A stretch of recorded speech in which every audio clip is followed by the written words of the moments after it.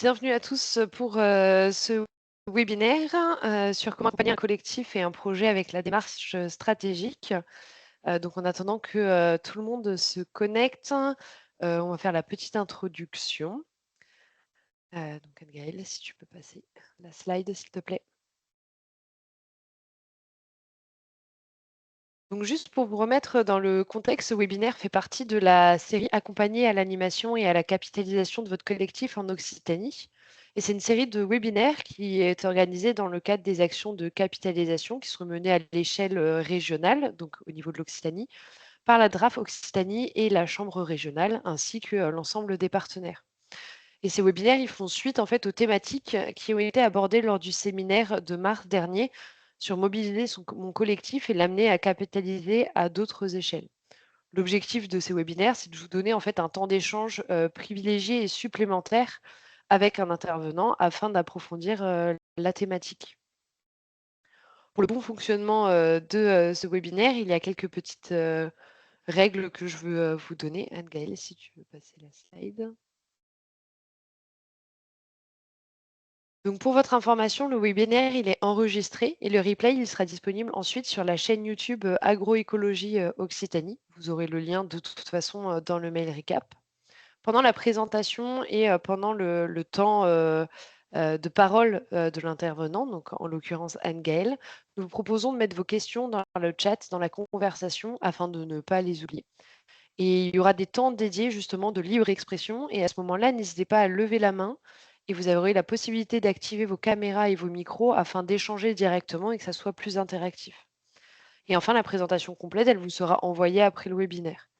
Donc ce webinaire, vraiment, il a pour objectif d'être quand même interactif. On va parler d'outils d'animation. Donc n'hésitez pas à intervenir, à mettre vos idées dans le chat. Et nous, voilà, ça nous permettra de rebondir dessus et de vous donner la parole tout le long du webinaire. Puisque c'est une série de webinaires, il y en a d'autres qui sont prévus. Donc, Anne-Gaëlle, tu peux passer. Donc, le prochain est prévu le 8 septembre et l'objectif est de comprendre le fonctionnement des projets européens pour y valoriser votre expérience et celle de votre collectif. Donc, vous aurez de toute façon dans le mail recap et sur la présentation le lien pour vous inscrire. Et si vous souhaitez recevoir le programme des prochains webinaires, n'hésitez pas à vous inscrire à la newsletter des animateurs des collectifs agroécologiques en nous envoyant un mail à agroécologie@occitanie.chambragri.fr. Donc voilà pour mon introduction. Je vais donc maintenant laisser la parole à Anne-Gaëlle qui va animer ce webinaire. Bon webinaire à tous. Merci Myriam.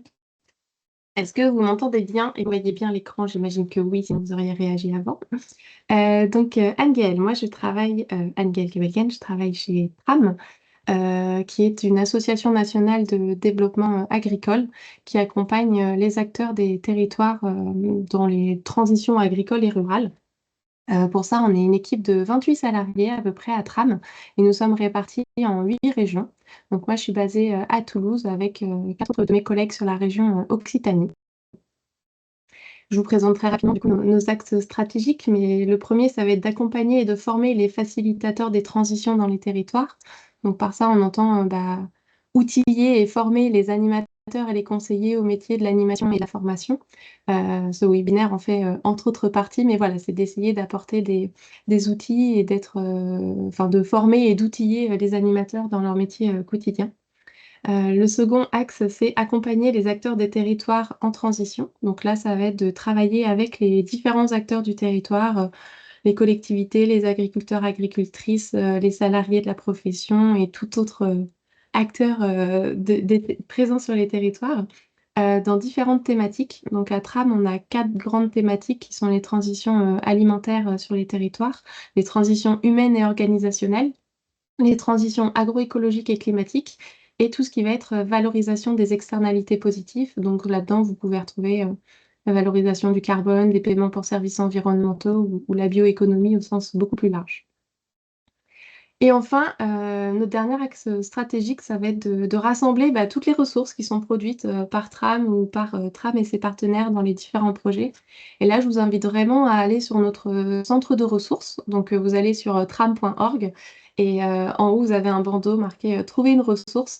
Et je vous invite à aller y jeter un coup d'œil parce que, en plus des différentes capitalisations sur les projets et sur des retours d'expérience, voilà, des partages de connaissances et d'expériences d'agriculteurs ou animateurs conseillers. Vous avez aussi énormément d'outils d'animation qui sont à disposition librement. Donc, vous verrez, vous avez différents filtres et une barre de recherche. Mais voilà, je vous invite à y aller et ne pas hésiter à chercher et à farfouiller pour pouvoir trouver des outils d'animation sur lesquels vous trouverez voilà, dans quel contexte ces outils peuvent être utilisés, les différentes démarches, le temps que ça peut durer, le nombre de personnes minimum, maximum. Enfin voilà, on a essayé d'être le plus complet possible et en fait, ce centre de ressources grandit tous les mois. On rajoute tous les mois différentes ressources, dont des animations. Donc voilà, n'hésitez pas à y faire un petit tour régulièrement. Je vous embête pas plus avec Tram et avec moi et on va passer à la démarche stratégique. Alors, alors désolée, en fait, je ne vous vois pas. Donc, s'il y a des mains levées ou du chat, Myriam, je te demanderai, voilà, si ça te dérange pas Pas de souci, aucun problème. de partager. Donc la première étape de la démarche stratégique, même avant même la démarche stratégique, ça va être finalement, le point de départ d'un projet collectif. Donc ce point de départ, ça peut être, différentes formes, hein. Ça peut être, un agriculteur ou des agriculteurs qui ont une idée. Par exemple, des agriculteurs souhaitent se regrouper pour créer ensemble, une unité de méthanisation collective. Ça peut être plutôt des agriculteurs qui souhaitent, anticiper l'avenir. Par exemple, essayer de créer une marque collective pour, vendre et promouvoir, la spiruline. Ça peut être, prévenir la diminution la baisse des ventes, par exemple, de vin rosé et c'est comment les viticulteurs arrivent à anticiper cette éventuelle baisse des ventes et à pouvoir, y faire face, au moment venu. Ça peut être aussi une opportunité, donc c'est-à-dire sur un territoire, par exemple, une collectivité qui souhaite encourager la création d'un magasin de producteurs. Voilà, un collectif agricole peut voir ça comme une opportunité et il ne faut pas hésiter à la saisir. À contrario, ça peut être une contrainte venue de l'extérieur, comme par exemple la suppression d'un produit phytosanitaire qu'on utilisait jusqu'à présent, mais qui va être supprimé dans les 2, 3 années à venir, et comment on arrive à continuer à produire et à y faire face. Donc c'est vraiment comment on va partir de cette petite étincelle qu'il peut y avoir au début d'un collectif et comment on va essayer de souffler dessus pour la faire grandir et la faire grandir jusqu'à ce que ça devienne un beau projet, tout construit, tout beau. Mais voilà, c'est vraiment avec cette idée que ça peut partir d'une idée, d'un rêve, mais aussi d'un besoin qui remonte du terrain ou d'un collectif ou alors d'une situation vraiment, insatisfaisante, qui peut être vécue par les agriculteurs.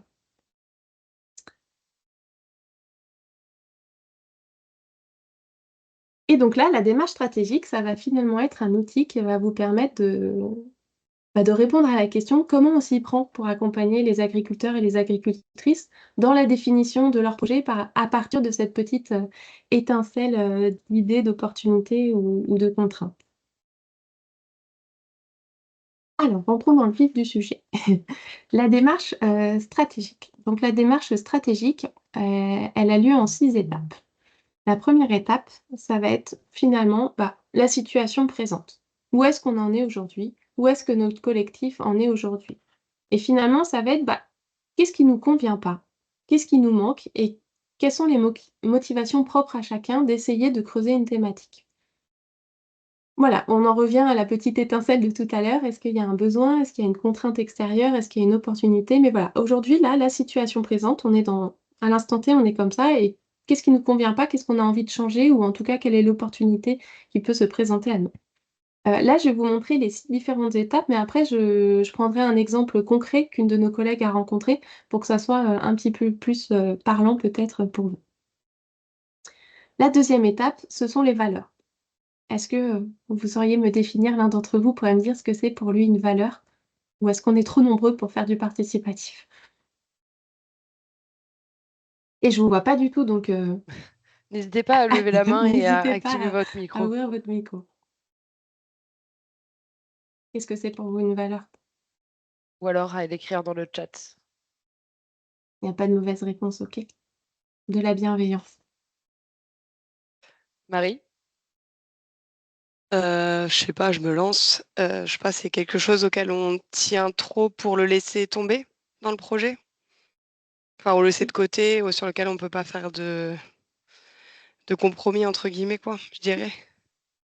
Ouais, c'est ça, c'est vraiment quelque chose qui est vraiment important pour nous, qu'on porte, c'est vraiment nos inspirations, nos principes et si le projet va à l'encontre d'une de nos valeurs, bah, ça peut être très difficile pour la suite d'être embarqué dans ce projet, en fait. Donc effectivement, désolée, je navigue entre les écrans. Les valeurs, on va répondre à la question, bah, qu'est-ce qui est important pour nous, pour moi déjà en tant qu'individu et pour nous après collectivement, quelles vont être finalement nos inspirations et nos principes. La troisième étape, ça va être la vision partagée. Donc la vision partagée, là, c'est l'étape qui va nous permettre de réfléchir collectivement à, bah, comment voyons-nous l'avenir? Quel est notre but finalement en tant que collectif? Voilà, pourquoi on est là? Qu'est-ce qu'on voit ensemble à venir et sur quelle durée? Ensuite, la quatrième étape, ça va être de définir les objectifs communs. Les objectifs communs, eux, ça va être de vraiment répondre à la question, bah, finalement, qu'est-ce qu'on veut obtenir? Et finalement, qu'est-ce qui va prouver qu'on a réussi à l'obtenir? Qu'est-ce qui va voilà, c'est on verra tout à l'heure comment les travailler, je ne veux pas en dire trop, mais l'idée, c'est vraiment l'objectif, c'est qu'est-ce qu'on veut faire qu'est-ce qu'on veut faire ensemble? Qu'est-ce qu'on veut obtenir comme résultat global final? Et finalement, comment on verra qu'on a atteint cet objectif-là? Ensuite, la cinquième étape, ça va être de travailler tout ce qui est atouts et contraintes. Par atouts et contraintes, on entend aussi bien interne à ce collectif qui se crée, mais aussi tout ce qui peut être externe au collectif. Donc qu'est-ce qui va influencer dans l'environnement? Qu'est-ce qui peut influencer, notre collectif? Donc les atouts, ça va être, bah, voilà, quels sont nos atouts? Quelles sont les opportunités à saisir autour de nous, sur le territoire ou même, nationalement, hein, ça peut être, au-delà et à contrario, les contraintes, ça va être, bah, qu'est-ce qu'on va subir? Quelles sont les menaces de notre environnement, extérieur et comment est-ce qu'on peut arriver à avancer malgré ces contraintes ou comment on peut essayer de les contourner ou en tout cas d'y pallier. Et la dernière étape, bah, c'est la mise en place d'un plan d'action. Et c'est là où j'attire votre attention, il y a un gros point de de vigilance et j'en fais partie, c'est qu'on a souvent tendance à vouloir d'abord faire le plan d'action. On se retrouve: «Vas-y, qu'est-ce qu'on fait? Quels est les délais? Quelle est la prochaine étape? C'est quoi nos gros axes stratégiques?» Mais non, en fait, pour vraiment durer dans le temps et arriver à embarquer tout le monde et que tout le monde se sente représenté dans le groupe, l'idée, c'est d'essayer de travailler, bah, toutes les étapes qu'il y a avant le plan d'action. Là, je vous montre vraiment une démarche, dans sa globalité. Je sais qu'il y a des groupes qui sont déjà créés, il y a déjà des choses qui ont été faites, mais parfois, quand un groupe rencontre des petites difficultés ou stagne un petit peu, bah, ça peut valoir le coup de revenir peut-être sur une de ces étapes. Peut-être que finalement les objectifs sont pas assez clairs et assez partagés par le groupe. Peut-être, tiens, on se rend compte, il y a des valeurs qui sont touchées chez certains et du coup, bah, ça fait un blocage et on n'arrive plus à les embarquer à les embarquer dans les actions parce que, bah, comme disait Marie, la valeur, c'est quelque chose, voilà, si on y touche, j'ai pas envie qu'on y touche parce que vraiment ça me porte, c'est mon principe et là, ça peut être touché et donc je peux pas aller plus loin et c'est pour ça que parfois on rencontre un peu des ça peut être un essoufflement dans le groupe ou une perte de motivation, d'implication d'un acteur, enfin, d'un partenaire ou d'une personne, un membre du groupe, mais ça peut être que, bah, peut-être qu'il y a une de ces étapes qui est à retravailler. Est-ce que vous avez des petites questions avant que je passe à la suite ou voilà, est-ce que vous avez des réactions sur ce schéma? Qui encore une fois, il y a un schéma, dans la globalité. J'entends qu'on n'a pas toujours les moyens de tout faire, de passer beaucoup de temps, mais vraiment je vous invite à essayer de travailler ces différentes étapes, que le groupe soit déjà constitué ou pas. Mais voilà, ça peut permettre aussi de redonner une dynamique. Si un projet ou un groupe s'essouffle un peu ou on perd des gens en route, bah, ça peut être de retravailler certaines étapes. Alors, Encore une fois, parlez si vous le Marjorie? souhaitez. Oui, bonjour. Du coup, je voulais Oui. savoir si pour ces étapes-là, est-ce que tu vois ça plutôt à faire en collectif, plutôt en individuel, parce que peut-être enfin, ils sont plus libres, enfin le collectif se sentira peut-être moins jugé, ou les plus timides donneront aussi leurs valeurs, ou est-ce que c'est un peu un peu un mélange des deux pour reconnaître vraiment toutes leurs motivations, leurs valeurs, etc. Comment on s'y prend un peu concrètement pour toutes ces étapes. C'est peut-être la suite, mais voilà. Un petit peu, tu fais effectivement un teasing de la suite. Clairement, pour moi, le travail individuel est quand même assez important, surtout au démarrage d'un groupe, qui va être de se positionner individuellement en se disant, bah, moi, mes valeurs, c'est ça. Je souhaite rejoindre un groupe parce que ma vision et mon objectif serait celui-ci. Mais après, clairement, c'est à travailler en collectif. Parce que si ton collectif, c'est juste une somme d'individus et qu'il n'y a pas forcément de... Enfin, faut s'assurer qu'il y ait bien des croisements entre les valeurs, les visions et les objectifs de chacun. Mais moi, j'avoue, dans le dernier groupe que j'ai accompagné, on avait travaillé les valeurs individuelles. Et en partant, par exemple, de ces valeurs individuelles, on a fait les valeurs du collectif, en s'assurant que bah, voilà, finalement, les valeurs principales des gens se retrouvaient dans le collectif et quand on y a certaines qui étaient mises de côté parce que portées par qu'une seule personne, bah voilà, c'est acté et c'est validé avec cette personne que cette valeur ne sera peut-être pas prioritaire pour le collectif demain, mais voilà, un collectif, ça bouge en continu et de manière continue, faut faire évoluer aussi le collectif. Mais voilà, sur certaines étapes, on verra ça juste après, effectivement, le travail individuel puis collectif peut avoir une plus-value. Pour justement, comme tu disais, que bah, chacun puisse s'exprimer et parce qu'on a tout ça dans les groupes, hein, ceux qui sont un peu plus timides et ceux qui prennent la place. Et en fait, bah, voilà, le travail individuel permet d'avoir une expression libre de chacun. Merci. Est-ce qu'il y a d'autres réactions ou vous souhaitez qu'on continue? Je vais vous donner du coup dans les slides d'après, c'est un exemple concret qu'a rencontré une de nos collègues et qui illustre un petit peu ça pour que peut-être ça soit un petit peu plus parlant pour vous. Donc, l'étape là, le groupe, quelle était la situation présente? Ils avaient une maladie qui était présente sur une culture et le produit phytosanitaire qui existait jusqu'à présent pour bah, contrôler ce ravageur allait être interdit puisqu'il était nuisible pour la biodiversité. Ça, c'est la situation présente. On se retrouve avec l'entrée un peu contrainte dont je vous ai parlé tout à l'heure dans la petite bulle. Voilà, suppression d'un produit phyto qu'on utilisait jusqu'à présent. Les valeurs du groupe. Donc là, pareil, ça a été un travail individuel puis collectif. Et ce qu'il en est sorti, c'est que finalement, bah, nos aspirations, quand je dis nous, c'est le collectif, hein.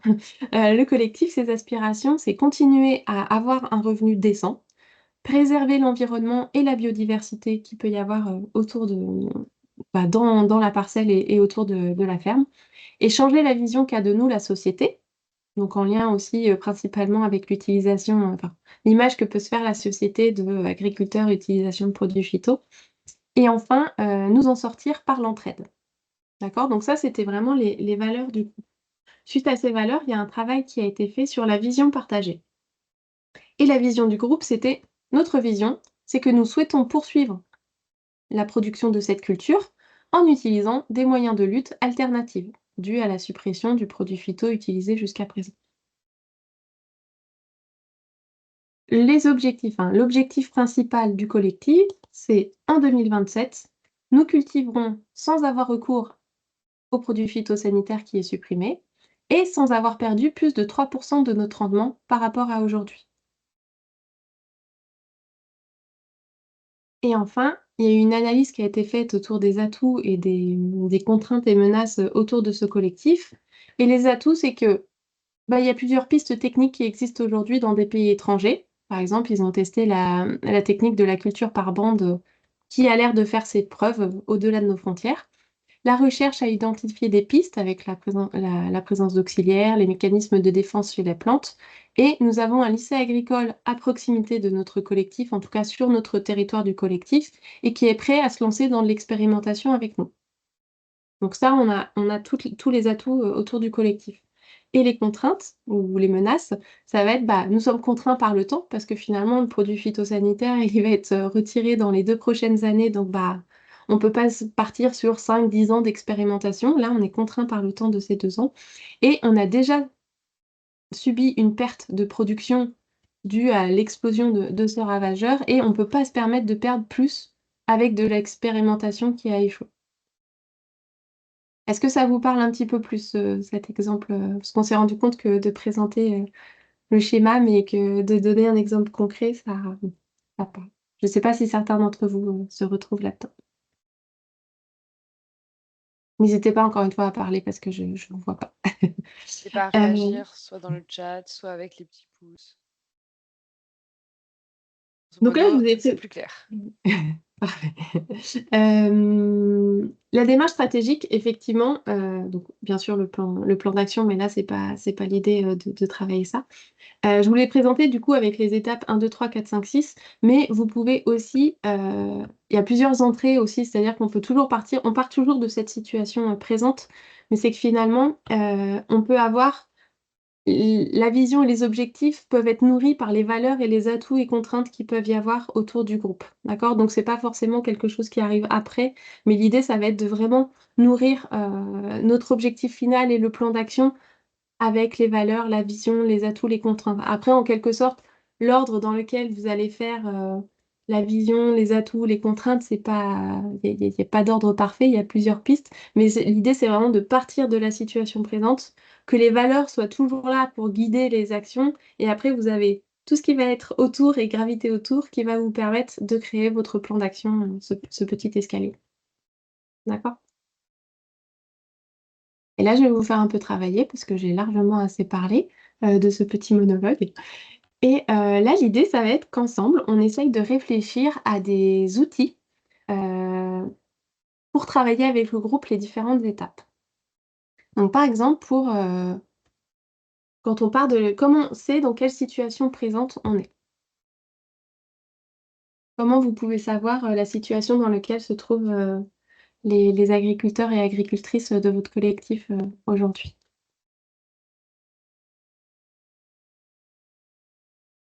Encore une fois, bienveillance entre nous, il n'y a pas de mauvaise réponse et on ne peut que amender. Et clairement, je ne vais pas vous donner toutes les réponses tout d'un coup, hein. Mélanie? Oui, alors je sais, bon, nous, ce qu'on avait déjà testé une fois qui marchait pas trop mal, c'était, enfin, je sais pas si c'est vraiment dans cette étape-là, mais de faire une sorte de bilan avec un peu plusieurs boîtes, ce qu'on garde, ce qu'on veut poursuivre et ce qu'on arrête et ce qui nous manque, quoi. Et du coup, ça permet en fait de faire un peu un état des lieux et voilà, c'est assez, ça marche assez bien. C'est une idée Oui, que je bah, propose. très bien. Non, non, effectivement, bah, le bilan te permet de savoir où tu en es et en plus, le fait de garder bah, ce qu'on veut garder, ce qu'on veut, les besoins qu'on peut avoir et ce qu'on met de côté, bah, ça va te permettre après de travailler effectivement tes objectifs et ton plan d'action. Ouais. Donc, ça nourrit en plus, le travail peut nourrir des étapes d'après aussi et c'est normal. Merci, Mélanie. Est-ce que d'autres personnes Oui. ont des Alors, idées? on a Sylvain dans le chat qui nous met des enquêtes diagnostiques d'exploitation, Oui, aussi des réunions d'échange. oui, tout à fait. Oui, oui, effectivement, le diagnostic, voilà, diagnostic, enquête diagnostic est un très bon outil, surtout dans certains collectifs, c'est demandé de les réaliser par rapport à certains financements. Donc voilà, c'est effectivement le diagnostic d'exploitation est une excellente idée. Et le questionnaire et l'échange, effectivement, ça peut être un questionnaire individuel avec bah, une mise en commun, après, pour pouvoir échanger et puis approfondir certaines questions. Est-ce que d'autres personnes souhaitent réagir? Pardon. Par exemple, avec un groupe, ils avaient prévu d'aller visiter leurs exploitations agricoles pour se découvrir un petit peu plus. Et ben, on avait construit un questionnaire, mais pas un questionnaire technique sur qu'est-ce que tu fais sur ton exploitation, combien tu mets d'engrais, quelle culture, quelle rotation tu fais, mais plutôt une entrée un peu plus générale sur comment tu t'organises, comment tu organises ton travail, pourquoi tu t'es lancé dans cette culture, mais pourquoi pas forcément d'un point de vue technique, mais aussi d'un point de vue réflexion et globalité du système. Et en fait, bah, ça a permis de faire un diagnostic et de pouvoir travailler ensuite sur les valeurs. Très bien. Pour travailler ces valeurs, qu'est-ce que vous utiliseriez comme outil?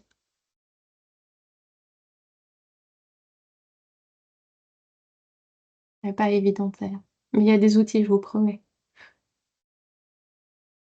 Bah, moi, je peux en proposer un, par exemple. On peut utiliser le blason. L'objectif, c'est Mhm. de créer en fait un blason pour le groupe. Et en fait, dans chaque case, il est divisé en 5 parties. Il y a le nom du projet, il y a nos objectifs, il y a justement les contraintes, les atouts. Et en fait, bah, soit on écrit les mots dedans, soit en fait on s'est mis d'accord et chacun va venir dessiner en fait dans le blason pour le construire tous ensemble. C'est vrai que le blason, c'est un bon outil qui reprend un peu la synthèse de toute cette démarche stratégique, hein. Comme dit Meriem, il y a l'intitulé du projet, il y a l'objectif. Vous pouvez retrouver le plan d'action aussi, les principaux plans d'action avec les dates. Vous y retrouverez les valeurs, la vision. Enfin voilà, c'est vraiment un bon outil qui permet, en plus, qui peut être, surtout quand vous êtes à l'émergence d'un collectif, bah, cet outil blason peut être travaillé et complété au fur et à mesure. Et finalement, à la fin, moi, quand j'avais accompagné un groupe en émergence GI2E, bah, finalement, la fin de cette année de GI2E, c'était la constitution de ce blason complet, validé et porté par le groupe, ce qui a permis après d'enclencher les actions reconnaissance et d'embarquer le groupe, quoi. Mais oui, le blason est un bel outil visuel, en fait. Et comme dit Marianne, qu'on peut aussi compléter individuellement et puis après le retranscrire collectivement.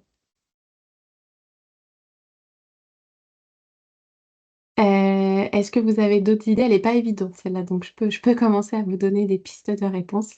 Vous avez une méthode qui s'appelle la pyramide des valeurs. Donc la pyramide des valeurs, en gros, c'est on crée une pyramide, on a des valeurs, on a 6 valeurs à placer sur une pyramide. Donc vous allez avoir les valeurs humaines, les valeurs environnement, objectif organisation, qualité, innovation, perception. Et l'idée, ça va être que individuellement, on les place en pyramide avec en haut de la pyramide la valeur primordiale, vraiment celle pour laquelle je ne dérogerai jamais. Quelle est ma valeur primordiale? Ensuite, vous avez 2 valeurs à positionner en dessous qui sont les valeurs principales. Et finalement, les 3 qui sont la base de la pyramide sont plutôt les valeurs secondaires. Et donc, quand je disais, Marjorie, tout à l'heure, que j'avais travaillé les valeurs avec un groupe, c'était ça. C'est-à-dire qu'on leur a individuellement fait travailler le positionnement de ces valeurs, de ces 6 valeurs. Et après, bah, on a mis toutes les pyramides les unes à côté des autres et on s'est rendu compte que finalement, entre valeurs primordiales et principales, il y en avait 4 communes quasiment à tout le groupe. Et donc, ça a été de construire la pyramide des valeurs collectives en fonction de ces pyramides individuelles. Ça, je vous le mettrai dans le PowerPoint. J'ai fait une slide qui présente un petit peu plus en détail cette pyramide, mais ça peut être un outil assez sympa. Vous avez aussi la méthode un peu du perroquet qui consiste finalement en 5 questions à creuser vraiment la valeur de la personne. Donc par exemple, bah oui, j'aimerais arrêter d'utiliser ce produit phytosanitaire. Oui, mais pourquoi tu as envie d'arrêter d'utiliser ce produit phytosanitaire? Bah parce que il n'est pas très bon pour l'environnement, ça détruit un peu la biodiversité. Bah pourquoi pour toi c'est important de ne pas détruire la biodiversité? Et vous voyez, et comme ça, en fait, finalement, on se rend compte qu'au bout de 5 pourquoi ou reformulations, on peut arriver à une valeur propre de la personne et comme ça mettre en avant les valeurs individuelles. Et après, vous pouvez avoir aussi, ça existe sur Internet, mais des questionnaires individuels finalement pour essayer de faire ressortir nos valeurs individuelles. Et là, l'idée, ça peut être donc de les travailler individuellement, puis ensuite, en sous-groupe ou en gros groupe, une mise en commun pour essayer de faire ressortir les principales valeurs de chacun et donc les principales valeurs du collectif. Est-ce que vous avez des réactions ou on partage, on continue, pardon, sur la vision partagée? C'est bon, Myriam? Je Ouais, ne vois plus c'est toi, bon. Myriam. Cool. La vision partagée, comment est-ce qu'on essaye de faire travailler une vision partagée à un groupe?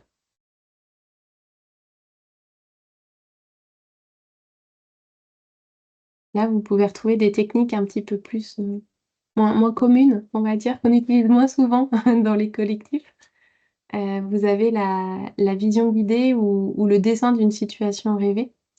Oui, oui, c'est ça. Vas-y, Oui, bah, Marc. j'allais dire ça en fait. Oui, moi Vas-y, j'aime vas-y. bien faire par le dessin pour avec des groupes sur la vision partagée, voilà, pour qu'ils puissent illustrer et mettre à plat leur vision, ça marche toujours bien. Et c'est quelque chose que j'utilise assez fréquemment, du coup, sur cette question de la vision ou de redéfinir quelque chose en collectif. pour voilà, être sûr que identifier ce que chacun comprend, ce que chacun a envie de faire ressortir aussi de la thématique sur laquelle on travaille. Voilà. Ouais, tout à fait. Et c'est pas grave si on n'est pas un grand dessinateur, hein, ok? Parce qu'on a toujours ce complexe qui est je ne sais pas dessiner, mais c'est pas, bon, on n'est pas en moyenne section et c'est pas le concours du plus beau dessin. C'est vraiment juste de travailler et de pouvoir exprimer ce qu'on ressent. Pareil, la vision guidée, bah, il y a des textes hein, qui existent où l'idée, j'ai une collègue qui avait fait ça la dernière fois, bah, par exemple, voilà, on tamise un peu la lumière, on se met un petit peu dans le noir, presque en mode pré-sieste, mais on fait pas vraiment la sieste. Et là, ça va être de se projeter. Donc, il y a des textes qui existent, hein, déjà un peu faits, et qui permettent d'avancer étape par étape et de se projeter. Et finalement, à la fin de cette vision guidée, bah, chaque personne va se réveiller avec une vision un petit peu plus claire de ce qu'il souhaiterait. Et là, l'idée après, c'est de partager ce qui résulte de cette vision guidée. Ensuite, l'étape sur les objectifs communs. Un objectif. Un objectif, c'est quoi? Et il faut vraiment pas y déroger. Comment on définit un objectif? N'hésitez pas, hein, levez la main, Ouais. réagissez dans le chat. C'est fait pour.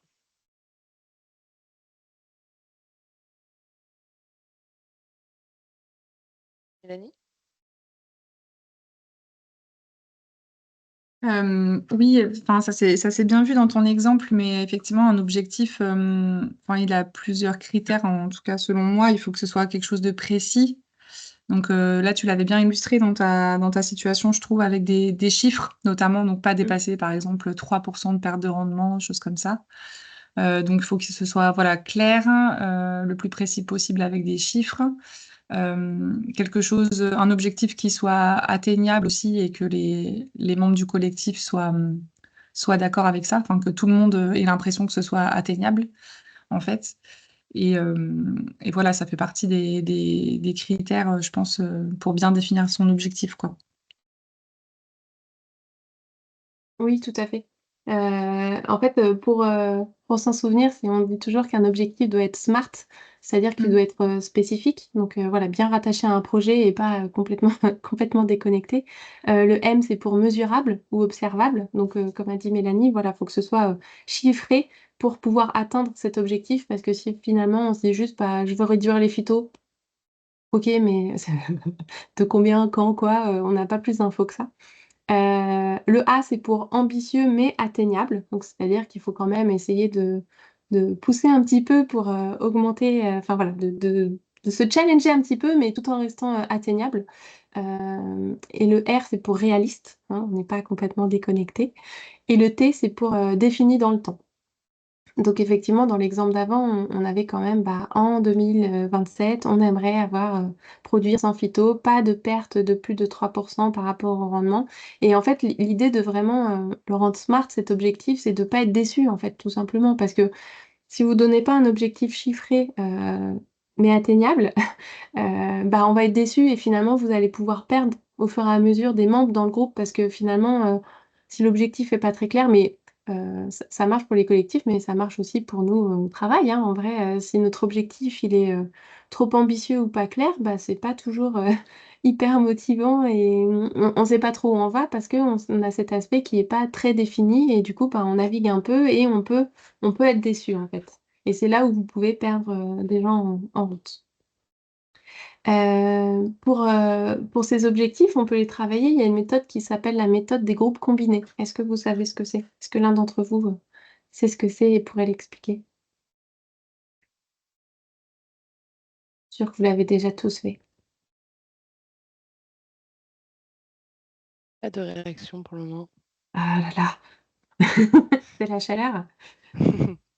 Ouais, mais les groupes combinés, ça va être par exemple, vous avez un groupe de 8. Donc l'idée, ça va être de travailler déjà par 2, 2, 2, 2. Ensuite, ça va être de regrouper deux groupes ensemble. Donc là, finalement, vous avez 4 personnes et après, vous avez un groupe de 8 avec, par exemple, en leur demandant chacun doit travailler, enfin, chacun doit présenter deux objectifs. Donc finalement, le premier groupe va avoir 2 objectifs, le second 2 autres objectifs, et quand vous allez les mettre ensemble, vous allez leur demander de produire 2 objectifs. Donc ils vont devoir échanger, travailler, peut-être affiner certains objectifs et ainsi de suite. Ce qui fait qu'à la fin, quel que soit le nombre de participants, vous arrivez à avoir 2 objectifs. Et plutôt que d'avoir une panel d'idées, voilà, ça permet de déjà travailler en sous-groupe là-dessus. Après, vous avez aussi des jeux de cartes qui vous aident à la formulation d'un objectif opérationnel. Enfin voilà, encore une fois, je vous invite à aller sur le centre de ressources de Tram, un petit peu regarder tous les outils qu'il y a aujourd'hui à disposition. Pour les atouts et les contraintes, il y a quelque chose qu'on utilise assez facilement qui est la grille. Alors ça dépend si on est en version anglaise, française, mais en gros la MOC ou la FOM, qui va permettre finalement d'avoir atouts et contraintes. Donc ça, c'est ce qui va être un peu interne au groupe et à son fonctionnement. Et ensuite de travailler ce qui est opportunité et menace, qui là va plutôt être ce qui se passe, ce qui est externe au groupe en fait, ce qui se passe autour de nous. Et voilà, ça permet de dégager clairement un diagnostic sur la situation actuelle d'un groupe au regard d'un objectif. Après, vous avez d'autres outils qui s'appellent, par exemple, l'arbre à solution ou l'arbre à problème, où là, c'est pour rendre visuel, en fait, vraiment en se disant, les racines peuvent être un peu les problèmes qu'on peut rencontrer et finalement, les branches vont être les solutions qu'on peut apporter à ce problème. Mais voilà, je vais pas rentrer plus que ça dans les détails, mais encore une fois, je vous invite à aller voir notre centre de ressources. Et pour la dernière étape, du coup, la 6, le plan d'action. Comment vous travaillez des plans d'action avec vos collectifs? Comment vous faites ça? J'en ai présenté un l'année dernière en réunion animateur GI2E 30 000. Je ne sais pas si certains d'entre vous y étaient.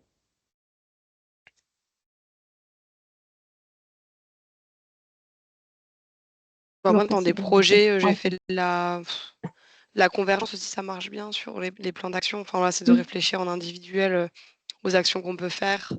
Et après, on met en pot commun pour pouvoir trier les actions qu'on retrouve à plusieurs endroits ou pas. Et après, une étape aussi de positionnement des personnes sur les plans d'action pour être sûr que le Mm. plan d'action il se concrétise et que ce soit pas juste des actions qu'on lance comme ça, mais voilà, que les gens du groupe les prennent en charge et que la responsabilité aussi elle soit partagée sur le plan d'action. Oui, merci Marie. Oui, tout à fait. En gros, les points importants enfin, l'outil que j'avais présenté l'année dernière s'appelle la grille d'intérêt, où c'est effectivement, pareil, je vous partagerai de l'info, mais on liste finalement tous les items des actions qui pourraient être travaillées dans le groupe, et ça va être individuellement de se positionner pour savoir est-ce que moi, j'ai un intérêt zéro dans cette action, est-ce que ça m'intéresse un peu, est-ce que ça m'intéresse beaucoup, est-ce que je suis prêt à y consacrer du temps et est-ce que je veux bien être un peu responsable de cette action. Et l'idée, c'est de voir, parce que parfois les actions, les idées, ça peut fuser dans tous les sens. Mais comme dit Marie, après, il faut s'assurer qu'il y ait quand même des gens qui sont en face des actions. Et la grille d'intérêt est un des outils qui permet de se positionner. Parce que finalement, si vous avez une action, mais que vous n'avez pas réussi à embarquer des membres du groupe, l'action, elle ne pourra pas être portée et que du coup, le bilan de cette action sera assez difficile à établir. Et pareil, les actions, il y a différents niveaux. Il y a l'action à court terme, moyen et long terme. Il faut aussi essayer de les temporaliser parce que il y en a qui vont aussi être influencés je sais pas si on peut dire des contraintes, mais en tout cas des événements externes. Euh, Par exemple, il y a un groupe avec qui je travaillais, ils voulaient être présents à des salons. Bon, la date du salon, elle est fixe, elle est bouclée. Donc, entre guillemets, la contrainte, c'est qu'on sait que ça a lieu à ce moment-là. Donc, il y a tout un travail à faire en amont. On n'a pas de flexibilité parce que la contrainte externe est la date du salon, qui est bloquée. Mais voilà, je vous invite vraiment quand vous travaillez ce plan d'action, à être sûr que vous avez embarqué enfin voilà, que vous avez embarqué avec vous des membres du collectif. Effectivement, tous les membres vont pas faire toutes les actions parce qu'il y a aussi cette sursollicitation après qui fait qu'on n'est plus disponible pour bien faire. Vaut mieux qu'il y ait moins de personnes dans les actions, mais plus investies et qu'elles soient menées jusqu'au bout. Et là, après, vous pouvez faire des réunions de travail ou d'échanges avec d'autres, enfin, au cours du projet pour partager. Qu'est-ce que je voulais dire d'autre? Je ne sais plus. Ça me paraît déjà pas mal. Normalement, je vous ai répertorié dans le PowerPoint, voilà, les différents outils qu'on a cités là.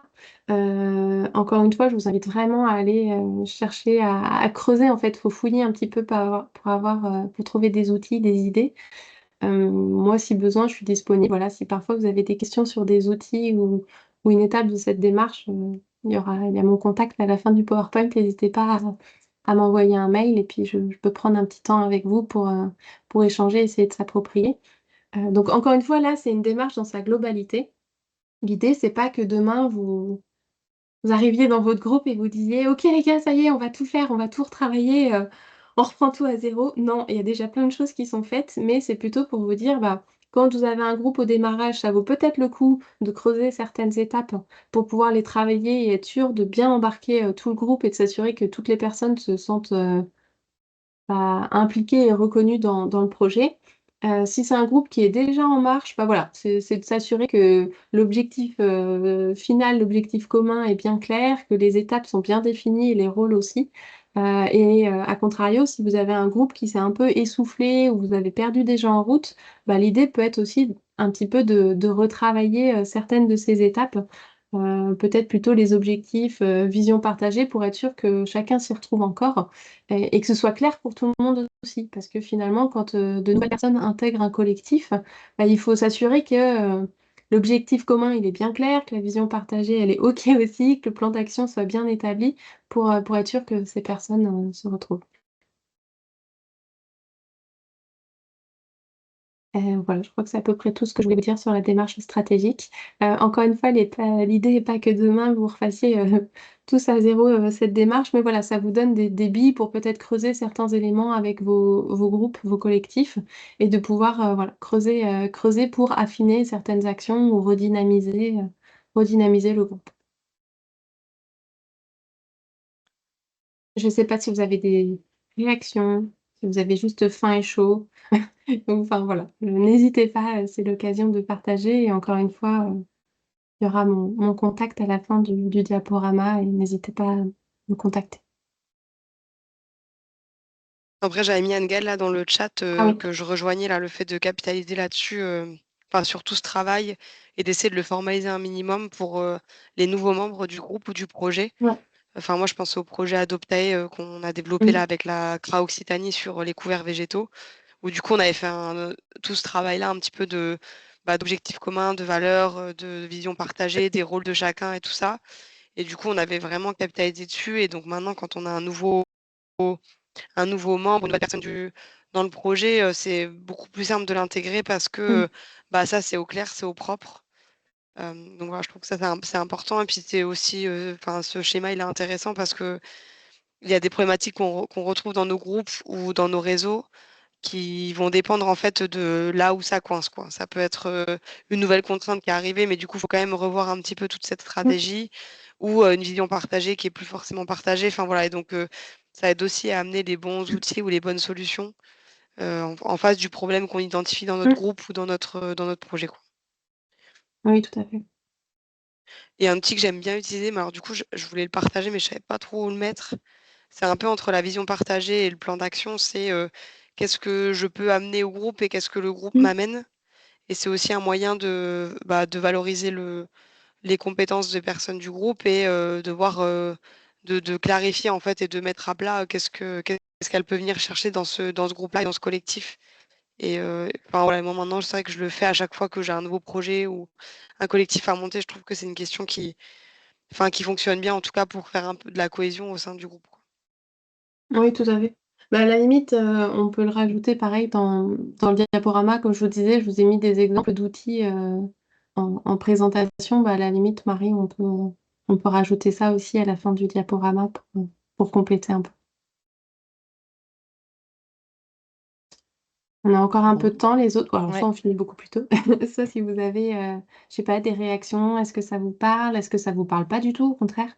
Vous voyez pas trop ce que et c'est OK, il y a pas de jugement, mais vous voyez pas forcément animer des séquences, comme ça, vas-y Marjorie. Mmh. Oui, c'était juste pour savoir, alors j'imagine que tu vas me dire que ça dépend un peu des groupes, mais chaque étape, tu les vois en combien de temps, sur quel pas. Moi, avec un GI2E émergence en formation VBA, 2 jours, on l'a fait. On a fait toutes ces démarches stratégiques.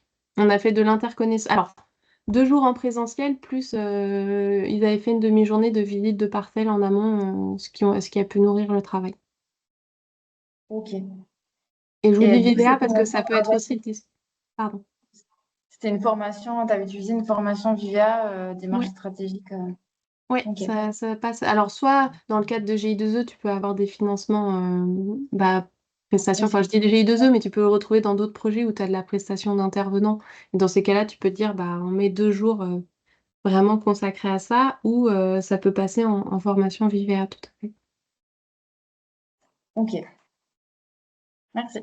Mais voilà, en 2 jours, on va dire 2 jours et demi avec la visite, c'était fait pour les agriculteurs. Et agricultrices surtout. Apolline?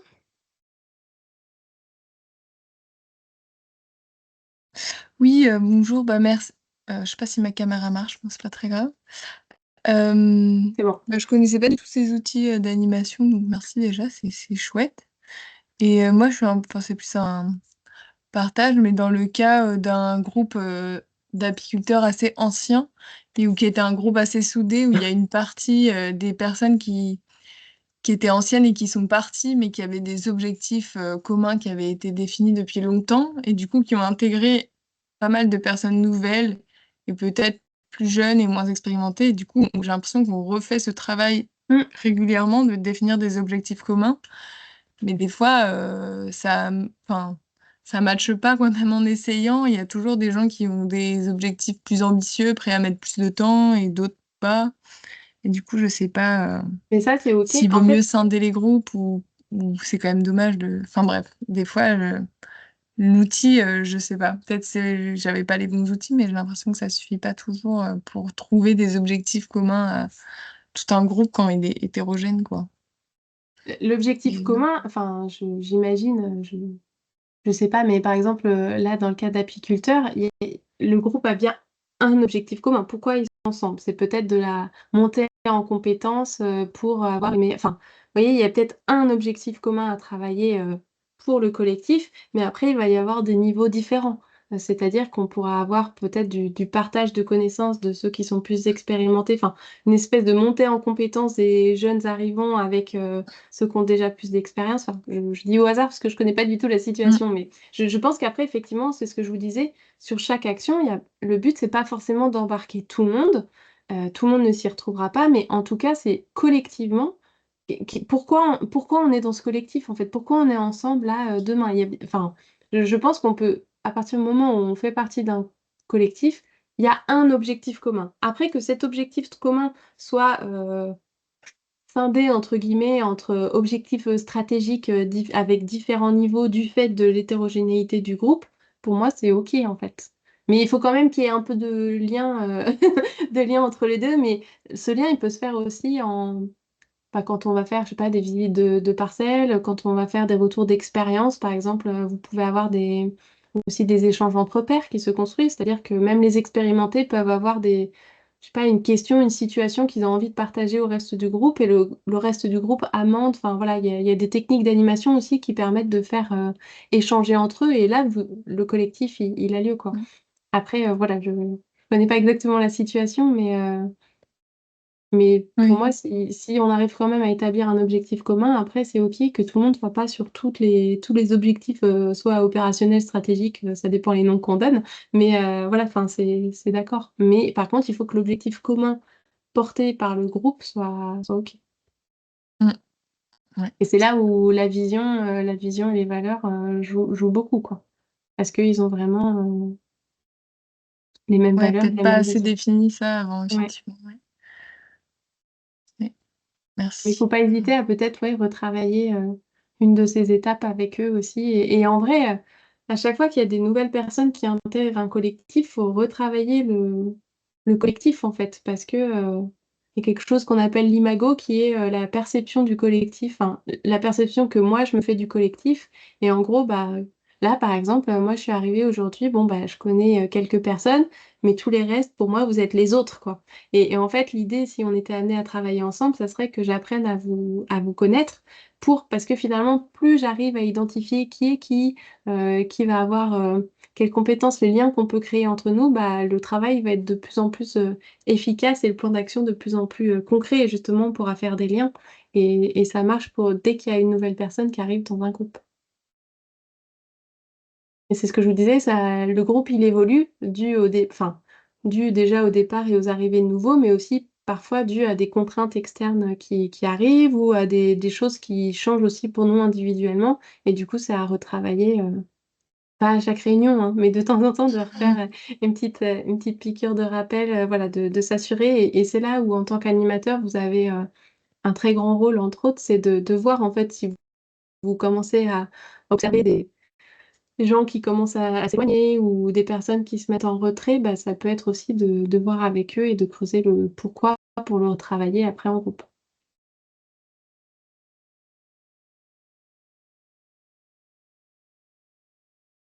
Je sais pas s'il y a d'autres réactions et de comment vous verriez cette utilisation ou pas du tout.